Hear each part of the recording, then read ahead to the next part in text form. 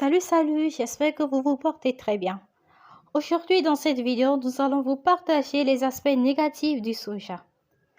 Bien qu'il soit très nutritif et pourvu de vertus curatives extraordinaires, le soja présente certains inconvénients que nous ne devons pas ignorer.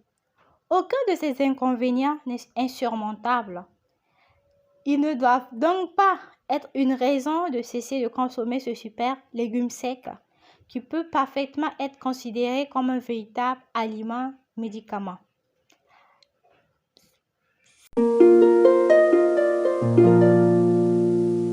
Si c'est votre première fois d'arriver sur cette chaîne Bienfaits des plantes et astuces, bienvenue à vous. Mon nom c'est Sonia Balima. Sur cette chaîne, nous parlons des remèdes naturels, des bienfaits des plantes et astuces et j'incite également les personnes à utiliser les éléments de la nature. Parce qu'à mon humble avis, c'est le moyen par lequel on peut retrouver la santé, la paix, l'harmonie, plein de choses positives dans notre quotidien. Si cette thématique de santé, de bienfaits de plantes te parle, alors je t'invite à t'abonner, à activer la cloche de notification pour ne manquer nos prochaines vidéos. Les liens de tout ce qui est mentionné seront dans la barre de description. Sans plus tarder, passons. Donc, premier aspect, on a l'acide urique. Tous les légumes secs produisent de l'acide urique, le soja étant celui qui en produit le plus, c'est-à-dire 380 mg sur 100 g. La viande de veau en produit environ 130 mg sur 120 et sur 100 g, Et le lait, pas du tout. L'acide urique du soja ne présente pas un risque pour la santé, notamment si nous suivons une alimentation riche en végétaux qui alcalinise l'urine et en facilite l'élimination.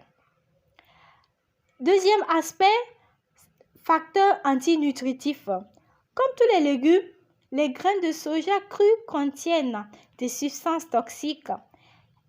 Elles sont connues sous le nom de facteurs antinutritifs car elles interfèrent dans l'absorption d'autres substances nutritives. Heureusement, les facteurs antinutritifs du soja disparaissent presque entièrement ou totalement quand il est traité sous une des formes suivantes: mise à tremper dans de l'eau ou cuit, fermenté, graines germées, traitement industriel. Troisième aspect, manque de vitamine B12.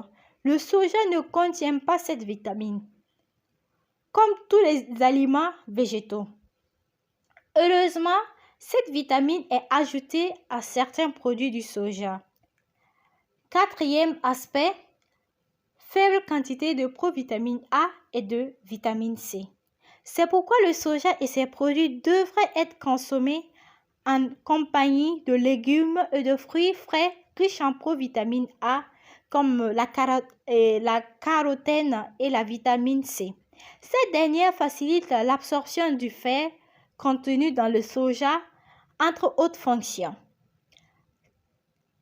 Cinquième aspect, l'allergie. L'ingestion de soja produit rarement des allergies. Néanmoins, la poudre que dégagent les graines provoque de graves allergies respiratoires si elle est inhalée par des personnes sensibles. Sixième aspect, la flatulence ou bien les flatulences. Comme tous les légumes secs, la graine de soja contient des hydrates de carbone de type oligosaccharides arides sur sa peau, qui provoquent des flatulences digestives. Elle laisse tremper et les cuire permet d'éliminer la plupart de ces hydrates. Sixième aspect, le soja transgénique. Bien qu'il ne présente pas de problème connu pour la santé, sa culture représente une menace pour l'environnement. Vous voyez, c'est ce que j'avais à vous partager dans cette vidéo. Si la vidéo vous a plu, partagez-la, likez, abonnez-vous si ce n'est pas encore fait. Et quant à moi, je vous dis à bientôt.